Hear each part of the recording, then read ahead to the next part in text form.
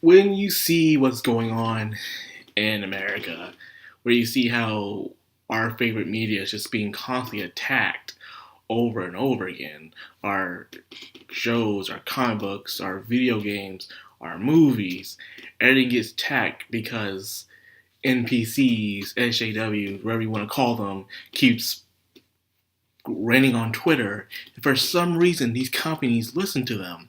And when the companies listen to them and do exactly what they rant about on Twitter, they're expecting some sales. They expect, okay, we did what you did. We did what you told us to do. Now we buy our product. And they say, no one's buying their product. This keeps happening over and over again. And we slowly start to see some of our favorite things die out because of this practice. For some reason, companies in America keeps falling for it. So with that being said, we're like, well, at least we don't have to worry about anime. It's in Japan. There's nothing to worry about, you know? And as time keeps passing on, I'm slowly starting to think maybe we should worry, bit by bit. Because the news I have gathered today is just what. First of all, you already know I don't like Crunchyroll. I never did like Crunchyroll. It's always been a crappy website to me, even during the pirate days. I've seen better pirate streaming sites than Crunchyroll in my lifetime. So when they became legal, they got on little high horses, acting like they were saints from the beginning. I still didn't care about them. Hell, when they did the anime awards from the very beginning, back 2016, I didn't care. I was reading the anime trending awards, an awards that is completely unbiased, is 100% for the viewer. So of course, Crunchyroll being the bigger thing, of course, anime trending would get blocked out. The problem with Crunchyroll is that they're completely woke. Now, Goblin Slayer, I may write about Goblin Slayer, how they just can't handle fictional storytelling, dark fictional storytelling. So because of that, despite the popularity, despite the ratings Goblin Slayer brought in, it got no appreciation whatsoever at the Crunchyroll Anime Awards. First of all, like I said, I don't care about this, but you can already see what happens when you have a certain group that just controls everything, where they don't let certain things in because it's not to their liking. These awards are supposed to be for everyone, all your fans, not just a selective group. So, in my opinion, Goblin Slayer was very entertaining, but it wasn't really all that, you know. It wasn't slime or anything like that, but nonetheless, a lot of people watched it. A lot of people liked it. It deserves some attention, at least a nominee for best opening. A lot of people love the Goblin Slayer opening. It was very unique. It was refreshing. It was amazing. I love the Goblin Slayer opening. It's really nice. It picks up the speed and all that stuff. Without that being said, it's not on the list. It's nowhere on the list. No nomination whatsoever. They kicked it off. And when you look at the judges, I'm like, oh my god. This is the freaking woke brigade right here, man. It's just, that's all you see. You see the colorful hair, you see the hipster styles and shit. Like, oh my god, man. You freaking see it. So you already know, yeah, these people are completely woke. The woke brigade, 100%. So I never really watched Anime Wars. I'm just saying that it just sucks how these people, how biased and hypocritical they can be when it comes to certain things. It's just messed up. And like I said before, I don't really watch the Crunchyroll Anime Awards anyway. If you want to watch a completely unbiased and 100% fair, and I mean fair, Anime Awards, watch Anime Trending. They're not as big as Crunchyroll, but they have a bigger variety. They have a nice selection of nominees. Everyone is on the list, and it's viewer's choice. All you have to do is go on the sites, and you pick out the ones you want. There are no judges, anything like that. You are the judge. In fact, every week they have a voting poll of what anime was the most rated for that week. Every week. And every beginning of Monday, they release a new poll for best boy, best girl, best ship slash couple, best opening, best ending, all that stuff from anime trending. So like I said before, if you want a completely 100% free bias and No political BS anime awards. Go to anime trending. It'll be in the links and descriptions below. And I hope you guys go there because this is ridiculous. Now, another thing I don't care about is Sword Art Online. I will admit Sword Art Online is entertaining, but it just has too many flaws for me to really care about. And I don't care much for the main character.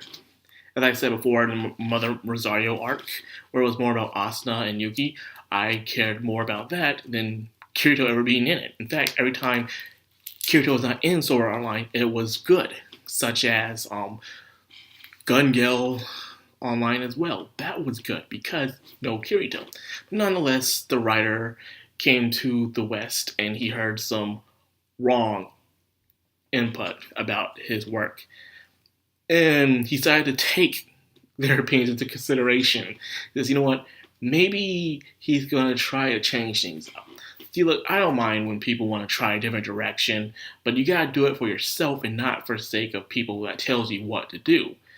So, is it possible that spreading the influence of the wokeness in America can go to Japan?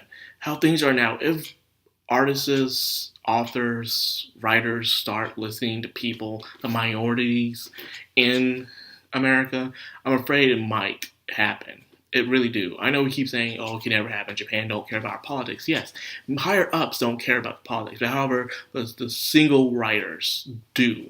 They will try to listen to input from American audiences, and they listen to the wrong American audiences. But I also think this is also a problem, is that maybe the other side is not loud enough. The minority side is too loud, and because of that, everyone listens to them. And when they do listen to them, they always end up losing money. So I think the only way to do is for us to be louder. It's for us when every time there's an interview or a star or writer comes over to the West or they want to hear our input, we have to be louder. If we don't be louder, it's too late. Ourselves will be ruined, man. And the thing is that these people need to understand is that we watch these things, we play these games, we read these books because we want to escape.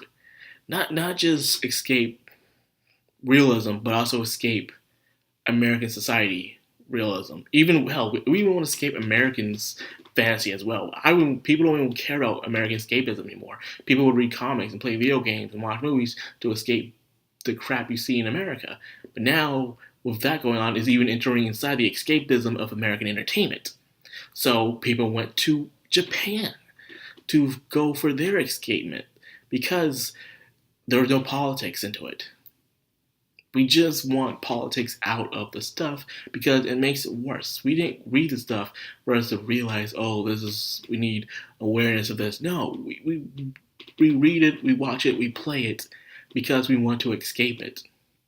We want just a little time to ourselves to sit down like, you know, okay, I'm happy now, for all the BS I had today. Reading this, watching this, playing this made my day a lot better. Now I can go back to reality and try again. But it's hard to escape reality now, where it's even entering our escapism. It really does suck, and I'm sick and tired of it. I really am. Everyone's sick and tired, in fact. It's over the minority that keeps voicing their opinions on Twitter. I don't know why every company keeps listening to people on Twitter. It doesn't work. Battlefield 5 tried to listen to people on Twitter, and guess what happened? Their sales went down. No one even bought the game. Oh, where are the people who were supporting you on Twitter? Oh, that's right. They weren't supporting you. They were just yelling at you. These people never support the things they yell about. They don't even contribute. All they do is complain and until you bend the knee. And when you do bend the knee, they go on to something else. They never, ever support. They never do anything but complain. And I don't know why companies keep falling for this trick. When will it be the time where companies wake up and realize that they don't support them? Listen to your original fans, the people that have always been there for you, the people that have always been wanting to splurge their money on your product. I don't know why. I don't know why they don't listen to their fans. I don't. Because in the day, it's the same old saying, the quarreling and geeks and gamers say, get woke, go broke. That's all there is to it. You listen to the woke people, You do exactly what they complain about. And then when you're waiting on them to buy your product, they're nowhere to be seen. It always happens every single time. Like, okay, it's happening in the comic industry. Okay, you change the ideals, what's going on in comics. Okay, sure, fine. And then you're okay, who's going to buy our comic now? No one's buying it. You know why? Because one, you piss off your original fans, and two, the ones you were trying to make never were your fans in the first place. And because of that, now you're screwed. Same thing with video games, same thing with movies, all that stuff. It just keeps happening over and over again. And it's to the point where we need Anime Gate. If things keep going like this, we might need an Anime Gate. Allow voices and opinions. But the problem is the majority of the major anime communities are woke. Well, the bigger anime YouTubers are 100% woke, or that they want nothing to do with it. They just would sit on the sideline and just let things happen, even though they have the power and the voice and the influence to change, but they don't want to. And it's a damn shame they don't do anything about it. Because I know if I had that power, I'd be like, let's just leave politics out. That's all I would say. I wouldn't be on side. Let's just leave it out. Let's not do that. You know, because we're not here for politics. We're here for anime. We're here to be entertained. We're here to see a story, to read a story, or even play a story, to entertain ourselves. That is the point of anime, manga, video games, comics. We're slowly losing that. It's losing its value. And I don't know, I hope someday the companies will wake up and say, this has got to stop. We need to go things back the way they were, where you guys were actually making money, you know? Don't you miss making money? Don't you? I know I do. And speaking of the Crunchyroll Anime Awards, I want to talk about something else. Recently, I did do a must-watch on Zombieland Saga, saying how it was one of the best comedies of the year, and even is voted to be one of the best animes of the year on Crunchyroll and Anime Trending as well. So, of course, in Best Girl, I already knew there was going to be a Best Girl from Zombieland Saga, but however, they chose the wrong Best Girl.